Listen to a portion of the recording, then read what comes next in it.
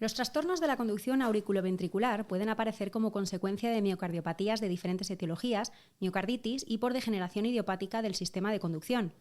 Aunque la fibrosis y degeneración del sistema de conducción son la principal causa en el paciente anciano, la etiología subyacente en la población joven sigue siendo la gran desconocida y no suele identificarse de forma rutinaria en la práctica clínica habitual.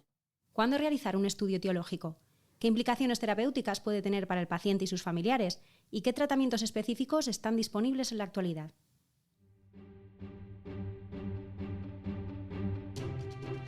Cardio Podcast. Novedades científicas y actualidad clínica de la mano de expertos de la especialidad. Suscríbete al canal Cardio Podcast y escúchanos en Google, Apple y Spotify.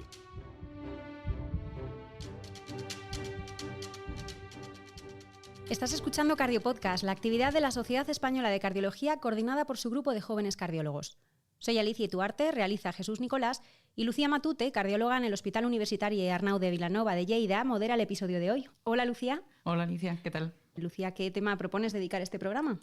En este episodio nos gustaría abordar el manejo global de los trastornos de la conducción auriculoventricular en el paciente joven, donde patologías cardíacas subyacentes distintas de la fibrosis y degeneración del sistema de conducción pueden causar bloqueo AV completo, pero en muchas ocasiones estas entidades están infradiagnosticadas. Si hablamos de pacientes de edad avanzada, en los que la fibrosis del sistema de conducción se considera la causa más frecuente de bloqueo AV, esta entidad tiene un buen pronóstico, con tasas de supervivencia iguales a las de la población general. Sin embargo, entre los pacientes jóvenes, en muchos casos no se identifica una etiología subyacente del bloqueo AV y es probable que existan mecanismos patológicos diferentes que pueden afectar al pronóstico a largo plazo. Además, la hipertonía vagal es una causa extrínseca de bloqueo AV, típicamente asociada a pacientes jóvenes sin alteraciones estructurales basales del sistema de conducción, donde la cardioneuroablación puede tener su papel. Venga, pues vamos a saludar a los tres invitados de este análisis. Está con nosotros Eduardo Franco Díez, cardiólogo en el Hospital Universitario Ramón y Cajal de Madrid. Muy buenas. ¿Qué tal? Buenas. Jara Ayán Ordaz, cardióloga en el Hospital Universitario Arnau de Vilanova en Lleida. Hola, Alicia. Y Juan Pablo Ochoa Folmer, cardiólogo en el Centro Nacional de Investigaciones Cardiovasculares de Madrid. Muy buenas. Hola, muy buenas, ¿cómo están? Vamos a comenzar el episodio hablando sobre el estudio etiológico de los trastornos de la conducción AV en el paciente joven. Jara, ¿cuáles son los primeros pasos que deberíamos realizar en la evaluación del trastorno AV en el paciente joven?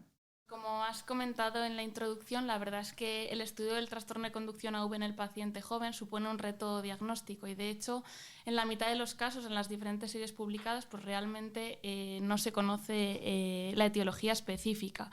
Y es que en ocasiones pues estos pacientes se someten al implante de un marcapaso y no se realiza más estudio, ¿no? Sin embargo, pues sabemos que esta población es de alto riesgo y que a largo plazo pues son pacientes que tienen mucho más riesgo de arritmias ventriculares, de insuficiencia cardíaca y de mortalidad cardiovascular que la población general. Por lo que yo creo que hay que hacer un esfuerzo a la hora de ahondar un poco en la etiología específica del trastorno conductivo de estos pacientes.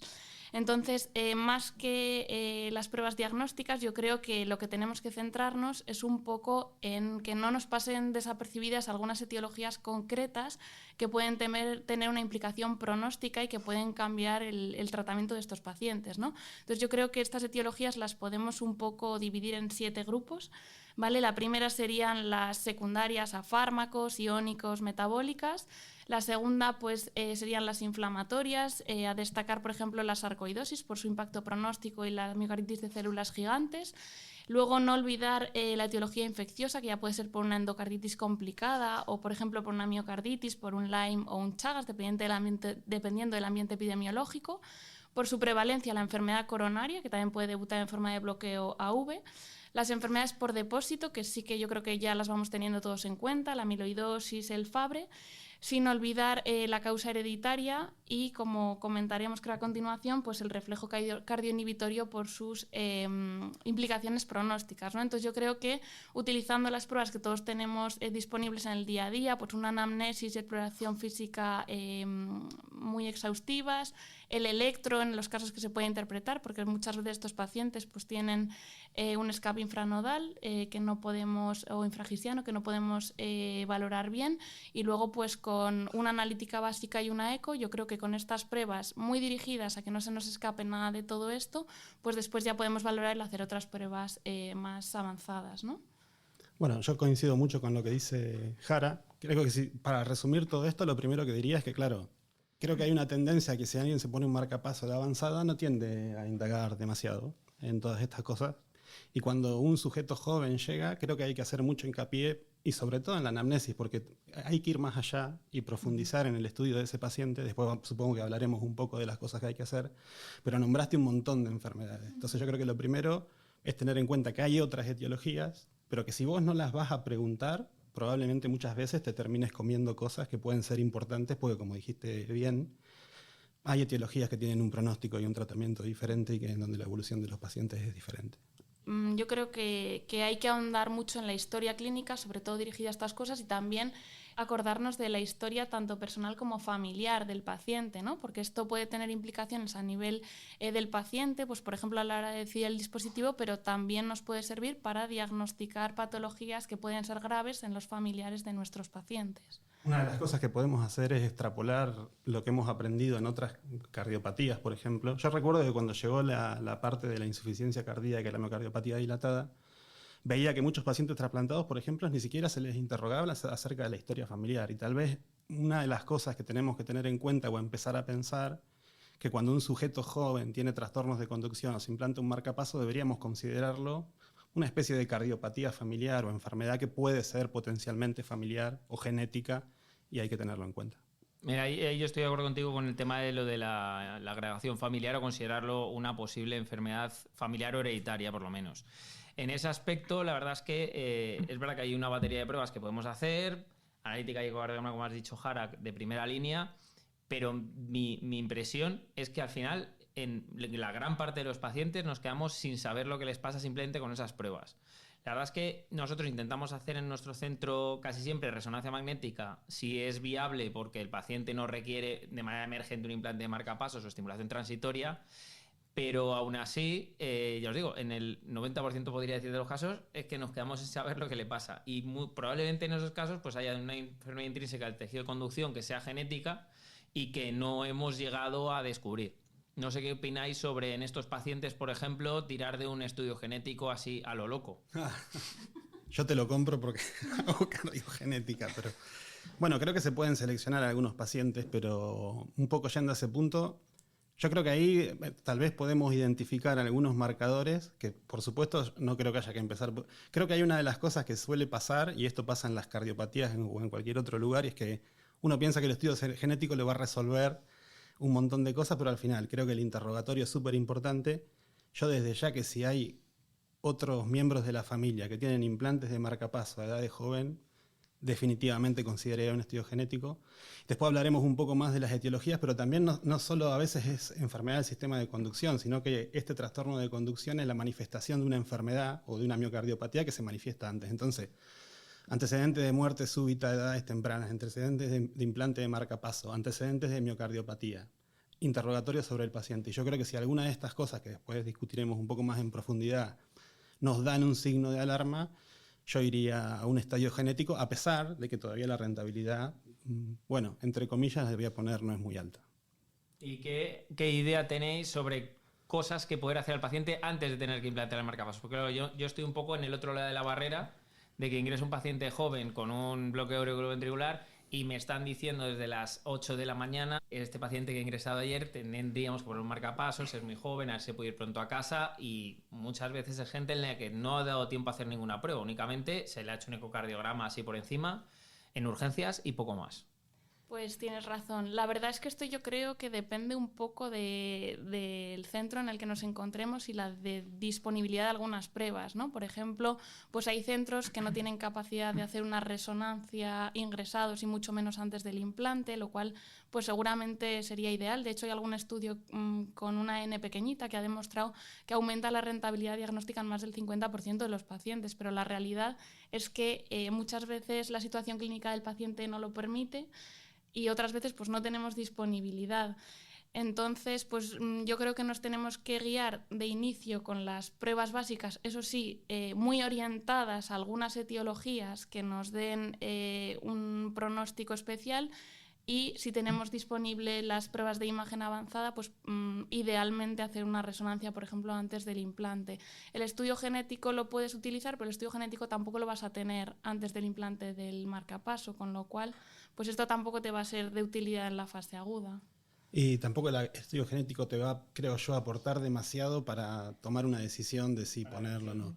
Tal vez, o sea, yo una cosa que pienso que, bueno, yo hago más genética que clínica, pero tal vez yo descartaría primero las causas que pueden ser reversibles, que supongo que es otro tipo de paciente. Si tuvo alguna miocarditis o algo que puede haber generado es un trastorno de conducción transitorio y tal vez lo único que pondría en la balanza es si puedo realizar un estudio de imagen rápido, pensando que después tal vez cuando tenga implantado el marcapasos ya sea más difícil de realizar.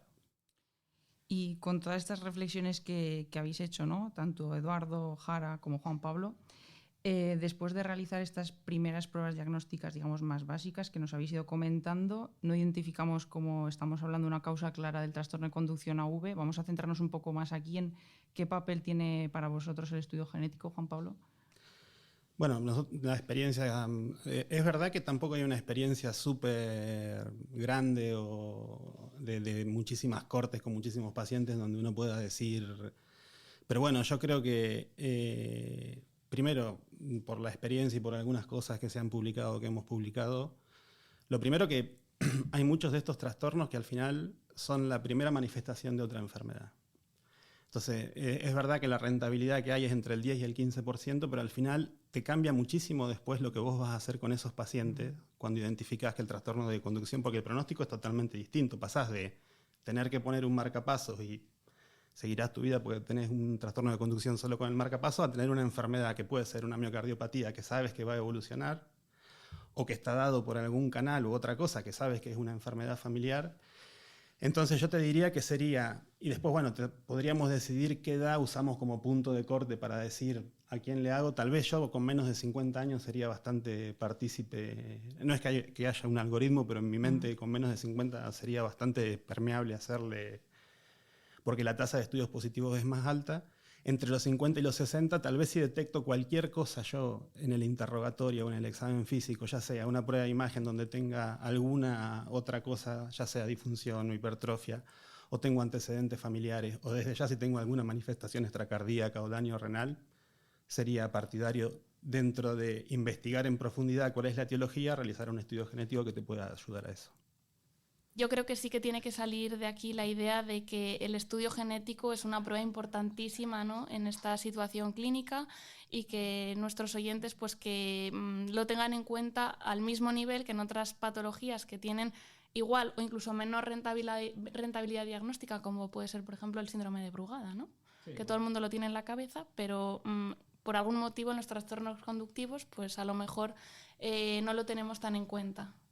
Estamos hablando de que síndrome de Brugada probablemente no pase seguro de más de 30%, 25%, inclusive en la mayoría de las series es menos, y esto no está tan lejos de lo que tú comentas del síndrome de Brugada, y sin embargo coincido 100%. Nadie discute que en un síndrome de Brugada hay que hacer un estudio genético, y tal vez ni siquiera lo piensa en un paciente que se implanta un marcapaso con 50 años. De acuerdo. No sé si a la pregunta inicial de Eduardo si os sirve, pero bueno, nosotros lo tenemos un poco protocolizado en nuestro hospital, de manera que lo que hacemos es, aparte de la historia clínica, exploración, electro y el eco, tenemos una analítica preconfigurada en la que buscamos algunas red flags que nos orienten a etiologías específicas, en la que hacemos siempre pues, una CK, marcadores inflamatorios, una troponina, un hemograma, por supuesto, y hacemos siempre, por ejemplo, la ECA, ¿no?, que a veces nos puede orientar a algunas etiologías específicas que nos pueden cambiar un poco el manejo, y que de hecho tenemos casos que hemos llegado al diagnóstico, pues, por ejemplo, de una sarcoidosis, hemos parado el implante del marcapasos, incluso hemos hecho biopsias extracardíacas que nos han dado el diagnóstico y le hemos implantado al paciente un desfibrilador en vez de un marcapaso, por ejemplo. Iba a comentar en base a esto, porque es súper interesante, pero en el estudio que hicimos en el PACE, bueno, que participó Jara y un montón de centros españoles, una de las cosas que nos llamó muchísimo la atención fue que el gen que más salió fue la mina. La mina es un gen que produce trastornos de conducción, pero fundamentalmente produce una miocardiopatía dilatada que tiende a evolucionar y que es bastante arritmogénica, en donde las arritmias ventriculares en general se producen en la enfermedad y tiende a disfuncionar. Y está escrito que cuando vos tenés una mutación en la mina, en vez de implantar un marcapasos, a veces uno ya se plantea el implante directo de un desfibrilador porque sabe que en general la evolución de esa enfermedad es a tener arritmias ventriculares y probablemente necesite otro tipo de dispositivo y no solo un marcapasos. Entonces, bueno, yo creo que al final saber la etiología, o sea, es lo que después te termina un poco dando una pista de cómo seguir la sarcoidosis, es otro ejemplo. De hecho, en las últimas guías de estimulación cardíaca de 2021, en estos dos contextos que acabamos de comentar, tanto en la sarcoidosis como en las laminopatías, pues ya se recomienda en pacientes que tienen indicación de estimulación el implante directo de un desfibrilador, ¿no? Con una recomendación 2A. Y Eduardo, ahora esta pregunta va dirigida sobre todo a ti, pero a toda la mesa. En cuanto a la elección de dispositivo, ¿no? Que estamos hablando ahora de dispositivo de estimulación cardíaca en este escenario clínico, ¿disponemos de alguna evidencia, de algún modo de estimulación más fisiológica frente a la estimulación del ventrículo derecho? Bueno, pues sabemos que la estimulación convencional en APEX puede ser deleteria en un porcentaje relativamente alto de pacientes. Y, hombre, ahora está de moda la estimulación fisiológica, estimulación en GIS o sobre todo en área de rama izquierda, que técnicamente es mucho más fácil de llevar a cabo. Y yo creo que en pacientes jóvenes que van a tener mucho tiempo de estimulación, si prevemos que el porcentaje de estimulación ventricular va a ser alto, que en pacientes jóvenes al final que se implantan un marcapasos suele ser por bloqueo V completo y en general el comportamiento es hacia la persistencia del bloqueo en el tiempo, yo sería muy partidario de implantar directamente estimulación fisiológica porque sí, en prácticamente todos los pacientes en los que seamos capaces de hacerlo.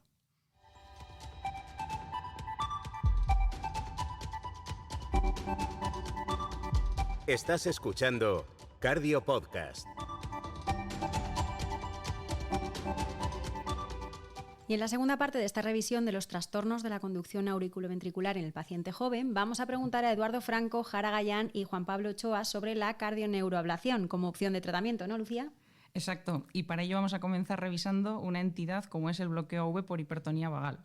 La hipertonía vagal es una causa extrínseca de bloqueo V típicamente asociada a pacientes jóvenes sin alteraciones estructurales basales del sistema de conducción. Eduardo, ¿en qué se basa el diagnóstico de esta entidad? Pues al final, como en otras entidades vagales, en la historia clínica básicamente. Pues básicamente el paciente va a consultar en general por síncopes de etiología o de causa, probablemente por la historia clínica agotónica, y la historia clínica es lo principal, yo creo, en este caso.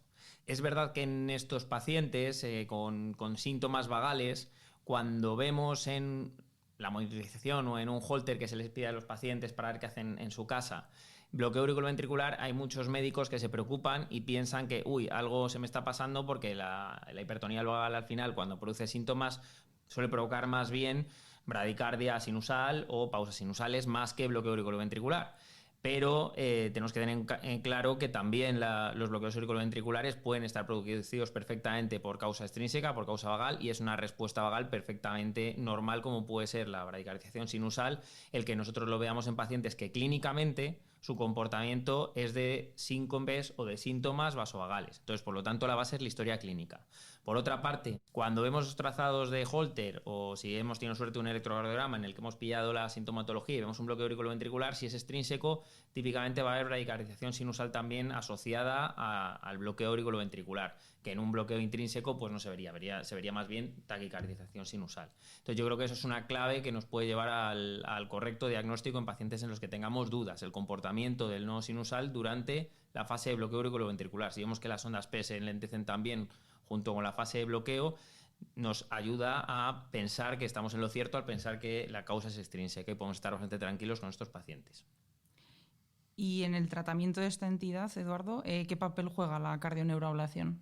Bueno, pues el mismo que podría tener en pacientes con síncopes vasovagales de repetición, en los cuales la etiología es la otra cardia inhibitoria, que sería la bradicardización sinusal. Entonces, exactamente el mismo papel en pacientes que lo que cursan es con pausas sinusales. Técnicamente, ya si me meto un poco en mi terreno en las arritmias, pues la cardioneuroablación en este caso, pues más que a los plexos ganglionares que afectan más a la función del nodo sinusal, pues se centrará más en otros plexos diferentes, el posteromedial, por ejemplo, que afecta sobre todo a la función del nodo auriculoventricular más bien, pero igualmente se hará una cardioneuroablación si vamos a hacer el procedimiento que sea completa y que también modulará, por lo tanto, la frecuencia sinusal. Es una estrategia pues muy atractiva en estos pacientes para evitar tener que poner un marcapasos, pero la indicación sería pues la misma que cuando la hipertonía vagal produce síncopes cardioinhibitorios, que se manifiesten como pausas sinusales. La indicación sería la misma, esto es, el paciente que está desesperado porque tiene un montón de síncopes y a pesar de las medidas educacionales que podamos realizar, sigue teniendo síncopes, especialmente si cursan sin pródromos, el paciente no puede reaccionar y se pega trastazos por ahí con pues, lesiones. Hemos estado todo el tiempo hablando de bloqueo AV en el paciente joven, pero ¿a partir de qué edad ya no se considera alguien tan joven para sufrir un bloqueo AV? O dicho de otra manera, Jara, Juan Pablo, ¿en qué edades pensáis que todo lo que hemos planteado respecto a la búsqueda de causas secundarias, búsqueda de causas extrínsecas, etcétera, pasa a un segundo plano y toma fuerza un enfoque empírico de implantar un marcapasos y no buscar ya más allá? Me río porque no me gusta que se hable de edades. Es un campo delicado. Pero bueno, esto es más filosófico. Nosotros siempre creo que los médicos, o sea, nos gusta poner puntos de corte porque, bueno, pero son importantes. Yo creo que el punto de 50 es un punto que está en muchísimos artículos y papers que se ha evaluado este tema, entonces menos de 50 yo creo que, y para mí también está bien, se tiene que considerar un sujeto joven. Entre 50 y 60 es un área un poco más gris, que eso también lo vimos en nuestro trabajo, en donde también parece que con menos de 60 uno se podría considerar joven todavía para el implante de un marcapasos. Y ya con más de 60, pero creo que también es importante dejar un mensaje. No es que me quedo tranquilo con más de 60 y que tengo que evitar con más de 60 hacer las preguntas y la anamnesis y ver la historia familiar o evaluar al paciente para ver si tiene una cardiopatía. Lo tengo que seguir haciendo, pero bueno, ya más de 60 años es menos probable que esto sea una causa genética. Completamente de acuerdo, ¿no? Yo creo que en menos de 50 sí que merece la pena hacer el estudio en todos los pacientes. Entre 50 y 60 quizás se puede un poco individualizar el paciente, por ejemplo, a la hora de realizar un estudio genético, porque es verdad que la rentabilidad pues, es más baja, ¿no?, en menores de 50. Yo aprovecho para partir una lanza a favor de la historia clínica, que parece que eso se ha olvidado a todos, es muy típico que un paciente mayor, podemos decir, de más de 60, llega a urgencias con un bloqueo auriculoventricular y te llaman desde urgencias, nada, tengo un paciente con un bloqueo, a ver el electro, ahí sí, bloqueo, venga, pues mañana marcapasos, ya está. Y nos olvidamos de hablar con el paciente, de considerar otras cosas, nadie le hace un ecocardiograma antes de poner un marcapasos y bueno, pues esas cosas pues podríamos incidir un poco más en el siglo XXI, que es el siglo de las cosas tecnológicas, pero retrotraernos un poquito a la historia.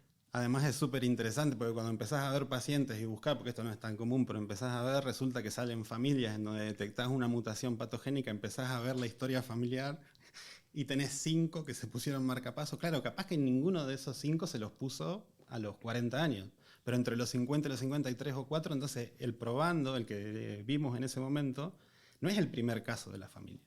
Entonces yo creo que la anamnesis y la historia clínica y preguntar estos detalles son fundamentales creo que en cualquier patología, pero en esta particularmente también cobra un montón de importancia. Sí, y también más allá de la historia familiar, que es importantísima, que voy a decir yo, que me dedico a las cardiopatías hereditarias, es verdad que es muy, muy importante hacer una buena historia clínica e incluso una exploración física al paciente. E incluso preguntarle pues, algunos síntomas, por ejemplo la fiebre, ¿no?, que puede pasar desapercibida, por ejemplo una endocarditis que te obliga a hacer algún estudio más, incluso un eco transesofágico para descartar la afectación que te impedirá el implante de un marcapasos tan rápido. Y por ejemplo la exploración física, hemos tenido algún paciente incluso que hemos diagnosticado por lesiones cutáneas, o sea que realmente creo que es importantísimo a la hora de abordar estos pacientes hacer una historia clínica y una exploración física muy exquisitas. No, porque claro, es un tema también que claro, uno está muy presionado siempre en el hospital por los tiempos, al electrofisiólogo lo presionan, que se pongan el marcapaso ya, que salga con el marcapaso puesto, que ahorramos costos, pero al final te termina saliendo más caro muchas veces no preguntar y hacer estas cosas. Y bueno, y además hay otra cosa, nosotros también somos gente que está formando a otra gente y también es importante que esto se vaya transmitiendo. Yo me siento en gran medida presionado muchas veces al respecto para implantar marcapasos rápido.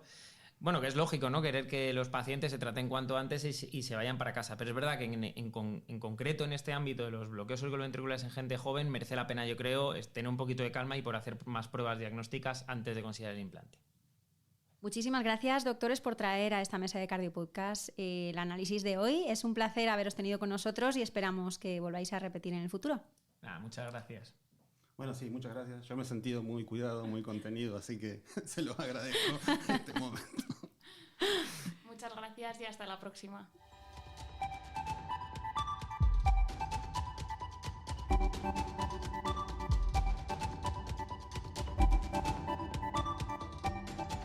Lucía, pues a ver si podemos apuntar a los oyentes la conclusión principal con la que terminas el programa de hoy. Por supuesto, Alicia. En la evaluación del paciente joven con trastorno de la conducción AV debemos realizar un abordaje global con un estudio completo previo al implante del dispositivo. Muy importante recalcar, como hemos hablado durante todo el Cardio Podcast, importancia de la historia clínica, exploración física, anamnesis, historia familiar, a fin de detectar una posible cardiopatía subyacente que pueda tener implicaciones en el pronóstico del paciente. El estudio genético en este escenario clínico es una parte esencial del manejo clínico para incrementar la precisión diagnóstica, el enfoque terapéutico y pronóstico tanto del paciente como en ciertas entidades también de sus familiares. Y además también hemos aprendido sobre el papel de la cardioneuroablación puede tener en el bloqueo AV por hipertonía vagal en pacientes seleccionados como alternativa a la estimulación cardíaca. Para finalizar, quería agradecer a nuestros invitados su participación en este Cardio Podcast, en el que nos han ayudado a reflexionar sobre el manejo integral del trastorno de la conducción auriculoventricular en el paciente joven, dándonos las principales claves para abordar esta entidad en nuestra práctica clínica diaria. Pues gracias a ti también por la moderación, Lucía. Así terminamos este episodio, que estará disponible en la playlist Cardio Podcast en Spotify, en Apple Podcast y las principales plataformas de podcasting. Y si queréis revisar la bibliografía recomendada, podéis echar un vistazo en la web de secardiología.es. Hasta dentro de 2 semanas. Cardio Podcast, un programa de la SEC coordinado por su grupo de jóvenes cardiólogos.